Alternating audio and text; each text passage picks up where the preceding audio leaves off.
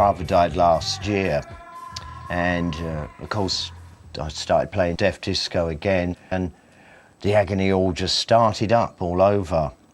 And so, you know, I flippantly say the country life butter helps no end, but the real, true reason for reforming is I really need to deal with these emotional agonies in a really proper, serious way. And public image is the only way I have of doing that. And I've never understood death. I've never appreciated it or wanted it. I don't know where people go, but I miss them, sadly. Lydon came from a close Irish family who lived in a small council flat in Finsbury Park, North London. Surprisingly, the young Lydon was actually more of a swot than a tearaway. You once said you were a product of the British self-education system. Yeah. How did that work? Well, I advanced myself, didn't I? I took every exam that was ever available. I really, really enjoyed it too. I found education not to be a thing to, like, turn your nose up at and sneer at, but to be an absolute release. But then I always loved books. When I was very, very young, I could read and write before I went to school. My mum always got me interested in that. And it was a difficult time, the first year in primary school, because it was in Eden Grove, off Holloway Road, and it was run by nuns, and I was left-handed, and they were still practising that ridiculously old-fashioned belief that left-handed was a sign of the devil. So they would constantly be caning my knuckles with the sharp side of the ruler to get me to write right-handed. That's amazing. I was left-handed and I went to school and I had the same... You've got the same thing. Unbelievable what they can put kids through, isn't it? Is the modern system any better or different? I don't know, but you should never do that to young kids. In many ways, though, it kind of made me what I am.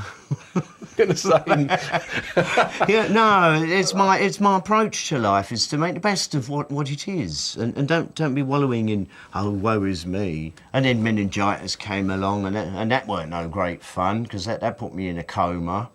And that took me something like 4 years to fully remember who I actually was. So it's starting all over again. How old were you when you got it? I was 7.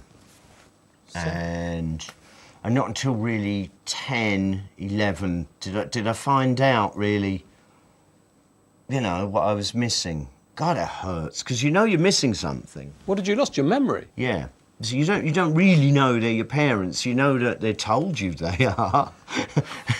So it's like you're vacationing in a really squalid house. And you're sure the big one at the end of the road's the one you really belong in. That sounds like a Pell song already. It is, really. But are you saying that you kind of died to yourself? Yeah, really, yeah. God. And you know it's there, but you can't find it. And I suppose it was a good process, really. It's kind to be cruel was what the nurses recommended to my mum and dad, was to just shout at me, to make me angry. And by anger, I'd start to remember things, much more so than if it was mollycoddling me. Bloody hell. So, yeah, so I was professionally dejected for love. Makes for a smashing life. So I shouldn't laugh. I shouldn't laugh. You should, because it's funny. Life is funny. I want to know what the first books that you remember reading, say, in your teens. What were you reading? Oh, God, they're always the Dickens things, because they have such a great way into them, brilliant way of writing. Shakespeare I just took to, like, automatic. I just love the... it's not verbose, it's that I wanted to know what it actually meant, not in the way the schools were teaching it, because I loved the Laurence Olivier, Richard III thing. Oh, magnificent film. Now is the winter of our discontent made glorious summer by this son of York. Anyway, the way in school they were teaching it was that they missed the point. And because we'd moved around a bit with my dad's work, and we'd stayed in Norfolk when I was young, and it left an impression in my mind too, you know, that right? And so I started reading Shakespeare in a kind of a Norfolk accent, and I got it all of a sudden, like. Out, brief candle, life is but a walking shadow. Conspiring with him out alone and bless it. It makes sense. You get the poetic beat, and then you get the rhythm of the time and how people spoke then. And then it's not confusing posh language. It's rural for then. Well, it's very raw language, isn't it? Very raw, very, very descriptive, very beautiful, and very savage too. And Lydon has witnessed more savagery than your average pop star. He might have tried to reinvent himself with Pill, but Lydon has always been haunted by the notoriety of his alter ego, Johnny Rotten.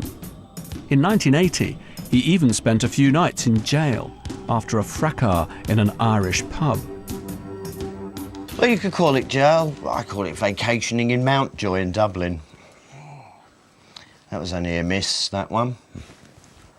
I won on the appeal. I was accused of assaulting two policemen's fists with my face. And in fact, that particular incident is what led to me going in and recording the Flowers of Romance album. And I was just so eager to get back into a studio and express my anger and contempt at being so wrongly accused. And I didn't even wait for the band to turn up. So most of Flowers of Romance is just me bashing around in an empty studio. I did well. I got binoculars on top of Box Hill. I could be Nero, fly the eagle, start all over again. I can't depend on me so-called friend. By the early 80s, Lydon felt increasingly he could no longer live in Britain. He was subjected to repeated police raids. Start all over again. It was relentless and continual and just did not stop. Just twice a week, raided wherever I'd be, just smash everything up and have a good laugh at my expense. I'd had enough of that. No, I didn't like turn tail and run. I just found it really kind of futile. We couldn't get any venues or gigs as Pill at that time in England. So we just kind of sort of sauntered off to New York, rented a very cheap apartment, and would just travel off in a transit van to Pennsylvania one night, New Jersey the next, go up and down the coast.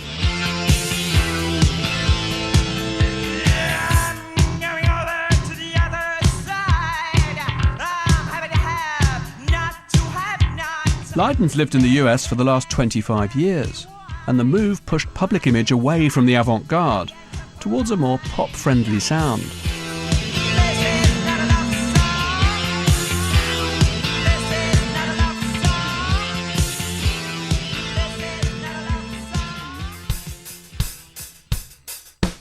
How would the culture show like a rise?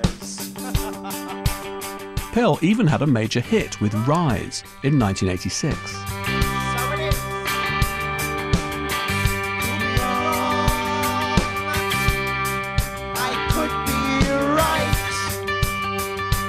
But lurking within this smoother sound, you'll still find lyrics that explode like bombs.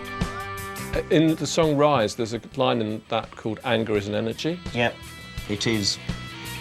By God, I'm clever.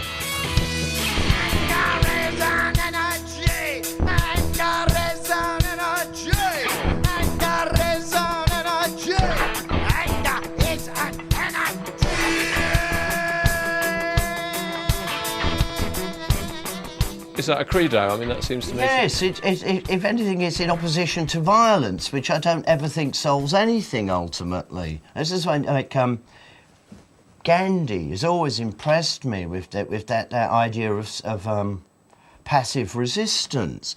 What a marvellous scheme to come up with, and it did work.